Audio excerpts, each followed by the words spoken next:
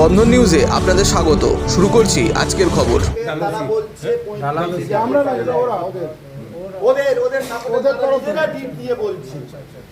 আরো ডকুমেন্ট থাকলে তারা কত জায়গার মালিক এবং কতটা ওরা পারমিশন নিয়েছে। এই যে তিনটে পারমিশন 1 2 3 C+34 C+30 C+31 স্ক্যানটা হচ্ছে আশেপাশে যত ল্যান্ড আছে সব গ্রাফ করে দিয়েছে। ও খেয়ে নেবে ক্যানেল সাউথ থেকে বালিগঞ্জ পর্যন্ত যার ল্যান্ড আছে সব খেয়ে নেবে। জমি কতটা যাচ্ছে? তিনটে প্লটে হ্যাঁ তিনটে প্লট জমি কতটা? গত পরশুদিন মিন্স মুখ্যমন্ত্রী আমাদের বর্তমান যে মুখ্যমন্ত্রী ওনার ইমেলে পার্সোনাল ইমেলে আমাদের সমস্ত কমপ্লেন উইথ ডকুমেন্ট আমি পাঠিয়ে দেওয়া হয়েছে। এক উইথ স্পিড পোস্টে দেওয়া হয়েছে। নগর উন্নয়ন মন্ত্রী যিনি আছেন তার ইমেলে পার্সোনাল ইমেলেও পাঠানো হয়েছে, অ্যাকনলেজ করেছে। আমি জানি না হয়তো সবে 3 দিন হলো কি পদক্ষেপ নেবে, আশা করছি আমাদের ভালো পদক্ষেপ নেবে। এটা আপনি ফর্মাল চিফ সেক্রেটারি নিয়ে বলবেন নাকি formal chief secretary Nandini Chakraborty নাম দিয়ে বলছি। আর এবং আমি এটা ইনফরমেশন পেয়েছি যখন আমার এই ক্লায়েন্ট ইনফরমেশন আনতে গিয়েছিল সুশান্ত রায় যে কমপ্লেন লজ করেছে, তিনি যখন কালেক্টরের কাছে কমপ্লেনে তার রাইট টু ইনফরমেশন আনতে গিয়েছে যে এইভাবে যে সরকারি জায়গা কিভাবে পারমিশন হচ্ছে, তখন কালেক্টর যিনি আছেন কলকাতার কালেক্টর তিনি ওনাকে বলেছেন কি বলেছেন, আমার যেটা এখানে আমার ক্লায়েন্ট বসে আছে, তিনি বলেছেন যে আমার চাকরি এখান থেকে ট্রান্সফার করলে আমি বাঁচি, কারণ আমার নন্দিনী চক্রবর্তী যে আমাদের চিফ সেক্রেটারি আছে তিনি যা ইনস্ট্রাকশন দেবে, যে ডকুমেন্ট দেবে, সেই ডকুমেন্টটা আমি শুধু অ্যাটেস্টেড করব, কারণ এগুলো সব ভুয়ো, যা করেছে সব ভুয়ো। কিন্তু আমার চাকরি বাঁচা থেকে আমার হায়ার অথরিটির কাছ থেকে হায়ার অথরিটি যে ইনস্ট্রাকশন দেবে সেই ইনস্ট্রাকশনের বাইরে আমি যেতে পারবো না।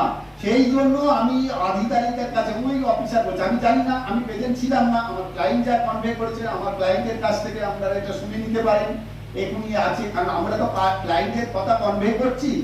এবং বলছেন যখন ভাস্কর ভট্টাচার্য আমাদের যে কর্পোরেশনে আছে অ্যাসেসর, তিনি বলছেন যে আমাদের মেয়র যা ইনস্ট্রাকশন দেবে সেই ইনস্ট্রাকশন অনুসারে আমি চলব। ন্যাচারালি যদি তুমি বলে থাকো আমার 26,000 স্কয়ার মিটার আমি হচ্ছে জায়গার মালিক, সে জায়গায় তাহলে 41,000 স্কয়ার মিটার কিভাবে স্যাংশন পায়? তাহলে তারা জড়িত। আশেপাশে ল্যান্ডগুলো গ্র্যাব করে নিচ্ছে। যেটা রানীমার বাগান ছিল, রানী রাসমণির গার্ডেন ছিল, ফুল বাগান, সেটাও গ্র্যাব করে নিয়েছে।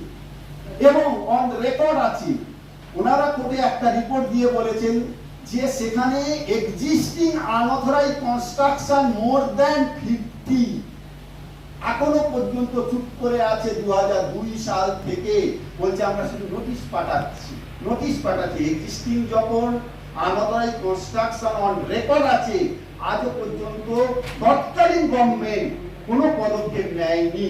আমরা সেটা সুবিচারের জন্য সমস্ত ডকুমেন্ট নিয়ে বর্তমান মুখ্যমন্ত্রীর কাছে তার পার্সোনাল ইমেলে পাঠানো হয়েছে।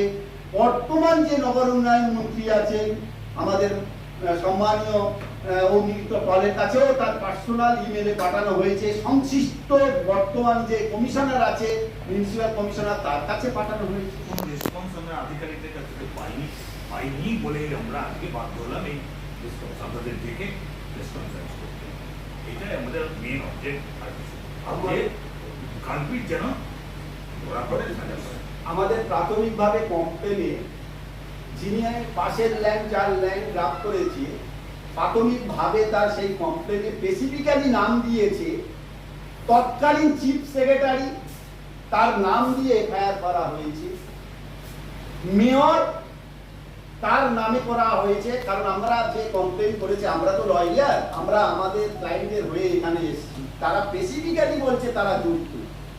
বিকজ যদি ল্যান্ড তুমি বলছো, এই যে সিদ্ধার্থ তারা এফিডেভিট করে বলেছে যে আমরা 26,000 স্কয়ার মিটারের ল্যান্ডের মালিক, আমরা got the possession 26,770 square metre, 41,202 square metre যেটা গভর্নমেন্টের ল্যান্ড, সেই জায়গায় 3টে মাল্টি স্টোরেজ বিল্ডিং কিভাবে করলো, আজ যারা কিনেছে তাদের অবস্থাটা কি হবে, আজ যারা কিনতে যাচ্ছে তাদের অবস্থাটা কি হবে।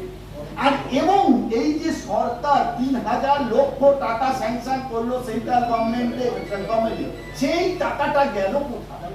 তাহলে এই টাকাটা স্যাংশন করেছে নগর উন্নয়ন দপ্তরে, তাহলে নগর উন্নয়ন দপ্তরের যে হাই অথরিটিটা ছিলেন তারাই আমার মনে হচ্ছে প্রাথমিকভাবে যে কমপ্লেনে আছে তারা ইনভলভ, টাকাটা গ্রাফ করে নিয়েছে, মিস অ্যাপ্রোপ্রিয়েট করেছে। তো এই প্রশ্নটা এসে গেল, আজ সেই যে সব মানুষরা হোমলেস আছে তারা সেই হোমলেস অবস্থায় রয়েছে যে ফাইলটা 2001 সাল থেকে চলছে।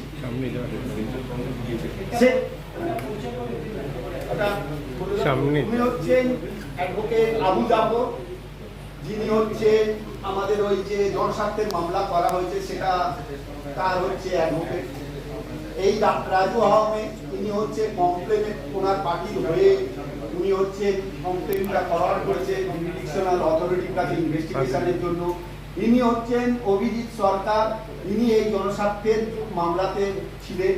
আমি হচ্ছি একজন বিক্রমজি, যাদের নিয়ার অ্যাবাউট হচ্ছে ল্যান্ড, তার অ্যাডভোকেট হিসাবে আছি, তার ল্যান্ডটাও গ্রাফ করেছি।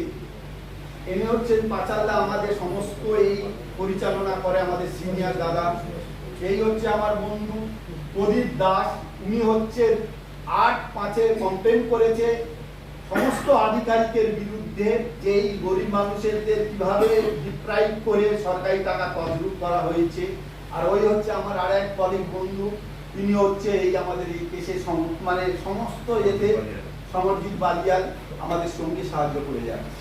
এই আমরা কার ল্যান্ড করলো না করলো না, প্রাইমা ফেসি যে ডকুমেন্টগুলো দেখছি যে সেন্ট্রাল গভর্নমেন্টের টাকা গরিব মানুষের জন্য স্যাংশন করা, সেই টাকা গেল কোথায়, সেই সব গরিব মানুষের যে জায়গায় ভূমিটা হলো কোথায়, বাড়িটা হলো কোথায়, সেই টাকা কে খেলো, কেন্দ্রীয় সরকারের টাকা। আপনি সিদ্ধার্থে বলছেন, হ্যাঁ সিদ্ধার্থ অনেক বড় গ্রুপ আছে, এই যে সামনে আপনি দেখছেন আপনাদের কাছে এসেছি একটা প্রেস কনফারেন্স, এটাই কারণে আমরা এক লয়ার সকলে আছে, আমরা মক্কেলের হয়ে কেস লড়ি।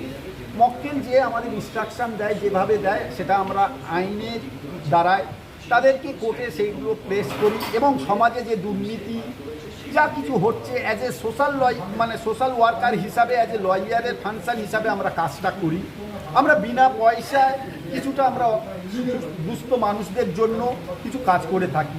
আজ আমরা সমবেত হয়েছি এই কারণে, আমার মক্কেলের জন্য আমরা হইনি, আমরা আজকের হয়েছি এই কারণে যে সেন্ট্রাল গভর্নমেন্টের ফান্ড তৎকালীন গভর্নমেন্ট কিভাবে স্ক্যাম করেছে এবং সরকারি জায়গা কিভাবে স্ক্যাম করেছে সেটা নিয়ে আমরা আজকে সরব হয়েছি। এই কারণে আমাদের ডকুমেন্ট, আমরা তো এমনি কথা বলতে পারি না, অ্যাজ এ লয়ার হিসাবে আমরা ডকুমেন্ট ছাড়া আমরা কোনো জায়গায় মিডিয়া, কোনো জায়গায় কোর্টে, কোনো জায়গায় প্লেস করতে পারি না।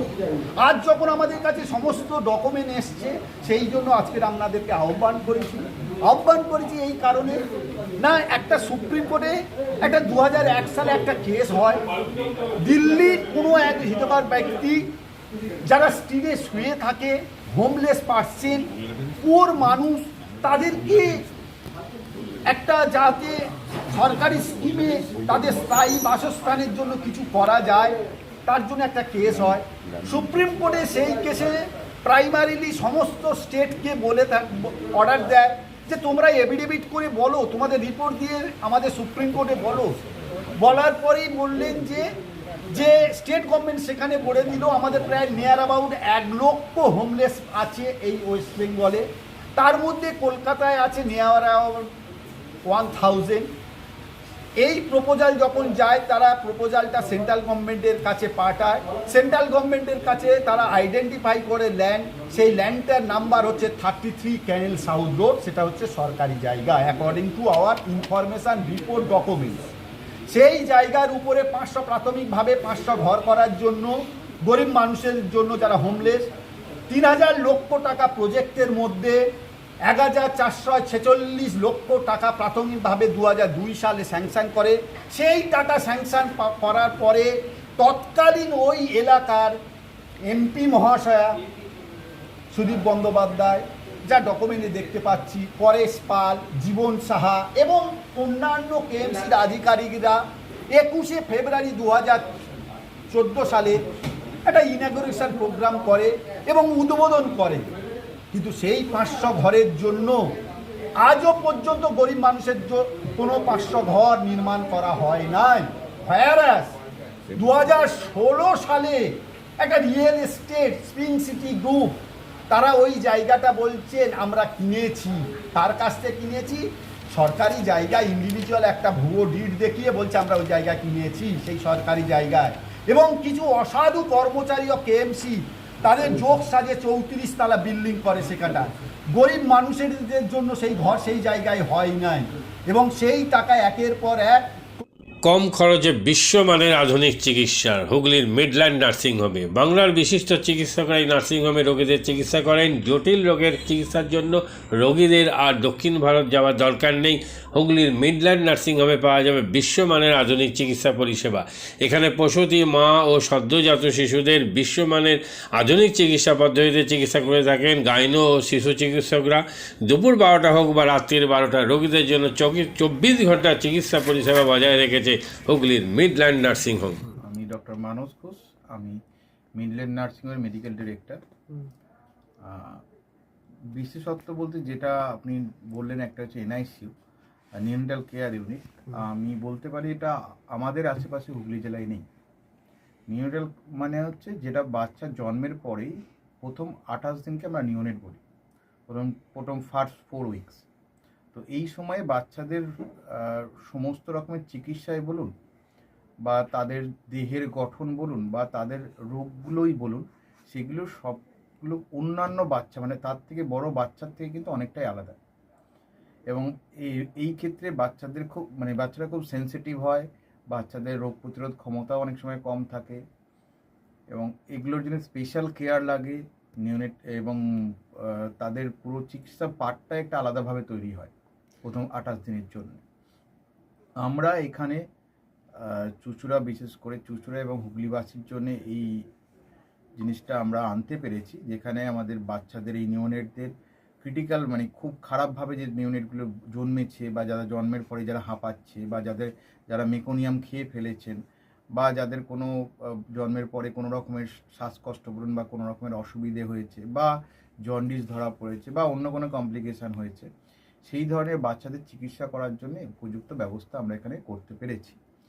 তার ভিতরে আমরা বলতে পারি আমাদের এখানে ওয়ার্মার আছে সাফিসিয়েন্ট, আমাদের এখানে 6টা বেডের জন্য ওয়ার্মার আছে, এবং আমাদের এখানে phototherapy bilayer double surface phototherapy আছে যাদের কনজেনিটাল বা যাদের জন্ডিস ধরা পড়েছে তাদের জন্যে, এবং বাচ্চাদের ভেন্টিলেটার আছে আমাদের একদম নিওনেটদের জন্য। এই ভেন্টিলেটার সাধারণভাবে সব জায়গায় পাবেন না, এবং বাচ্চাদের বাবেল সিপ্যাপ যেটা একটা স্পেশালাইজ মেশিন, বাচ্চাদের যেহেতু ভেন্টিলেটার খুব বেশি লাগে না, কিন্তু বাবেল সিপ্যাপ বলে একটা জিনিস খুব বেশি লাগে তাদের অক্সিজেনের পরিমাণ কমে গেলে, তাদের শ্বাসকষ্ট হলে, সেটাও আমাদের এখানে আছে। এবং আমি কিছুদিন আগে আমাদের একটি বাচ্চা এখানে ভর্তি হয়েছিলেন যার শ্বাসকষ্ট হতে শুরু করেছিল জন্মের 6 ঘন্টা পর থেকে, এবং সুন্দরভাবে তাকে আমরা এখানে চিকিৎসা দিয়েছি। আমাদের এখানে দুজন খুব ইয়ং এনথুজিয়াস্টিক পেডিয়াট্রিশিয়ান আছেন, ডক্টর মৈত্র এবং ডক্টর ঘোষ। তো তাদের দুজনের আন্ডারেই বাচ্চা ভর্তি ছিলেন। অন্য পেডিয়াট্রিশিয়ানরাও আসেন, বাট এনারা আমাদের এখানে সবসময়ই থাকেন মোটামুটি একটা স্তম্ভের মতো আমাদের নিউনেটাল কেয়ার ইউনিটের জন্য। এবং বাচ্চাটি এই মুহূর্তে খুবই ভালো আছে, তাকে আমরা ডিসচার্জ করেছি। এটা কি প্রিম্যাচিওর বেবিদের ক্ষেত্রে এটা বেশি প্রয়োজন হয়? ভীষণভাবে প্রিম্যাচিওর বেবি যারা একটু আগে জন্মেছেন বা যাদের ওয়েট কম হয়েছে, এবং অনেক সময় মায়ের বা ওয়েট অনেক সময় বেশি ওয়েট হলেও যে সেটা ভালো সেরকম নাও হতে পারে, যেমন ডায়াবেটিসের ক্ষেত্রে হতে পারে, বা অনেক সময় বাচ্চাদের বারবার জন্মানোর পর সুগার ফল করছে, এটাও আমরা দেখি। অনেকগুলো কারণেই যেগুলো জন্মের পরেই যে সমস্ত সমস্যাগুলো হয় সেগুলোর জন্য এরকম স্পেশালাইজ ইউনিট দরকার হয়, নিউনেটাল কেয়ার ইউনিট, এবং সেটা আমরা এখানে করতে পেরেছি। প্রথম কথা হচ্ছে জীবনের দাম সব থেকে বেশি, ঠিক আছে, এবং যে মা 10 মাস তার বাচ্চাটাকে গর্ভে ধারণ করেছেন তার জন্য সারা পৃথিবীর সব থেকে মূল্যবান জিনিস বা সেই বাবাটির জন্য কিন্তু সেই শিশুটি। রিগার্ডিং কস্ট যদি বলেন, আমরা এমনিতে একটা মফস্বল এলাকাতে থাকি এবং আমাদের পুরো নার্সিংহোমটাই মফস্বল এলাকাতে। আমরা সেটার কথা মাথায় রেখেই আমাদের যে সমস্ত কস্টগুলো রেখেছি, এবং এই যেটা বললাম কয়েকদিন আগেই আমাদের একটি বাচ্চা যাকে হঠাৎ করে শিফট করতে হয়েছিল নিকুতে, সে চিকিৎসা পেয়ে গেল। তার বাবা মা দুজনেই খুব স্যাটিসফাইড। আমাদের সেটা আমাদের যে ফেসবুক আছে, পেজ আছে, সেখানে আপনারা তাদের কথা শুনলে বুঝতে পারবেন। এবং কস্ট মানে যথেষ্ট রিজনেবল। আমি একেবারে কম বেশি এরকম বলবো না, আমি বলবো রিজনেবল। আমাদের মফস্বলের জন্য যেটা হওয়া উচিত সেই রকমই করা আছে। নাম বলুন। ঝুমা চক্রবর্তী। আপনার সুব্রত চক্রবর্তী। কি বাচ্চা আছে? ছেলে হয়েছে। কতদিন অ্যাডমিট ছিলেন এখানে? 4 দিন, আজকে নিয়ে 5 দিন ডিসচার্জ নিয়ে 5 দিন করলাম। কোন ডাক্তারের অ্যাডমিট মানে আন্ডারে হচ্ছে? কৌশিক ব্যানার্জি। আর বাচ্চাকে কে দেখছিল? শুভদীপ মিত্র, ডক্টর শুভদীপ মিত্র। বাচ্চার কি হয়েছিল? শ্বাসকষ্ট ছিল, আর স্যাচুয়েশন পাচ্ছিল না। তা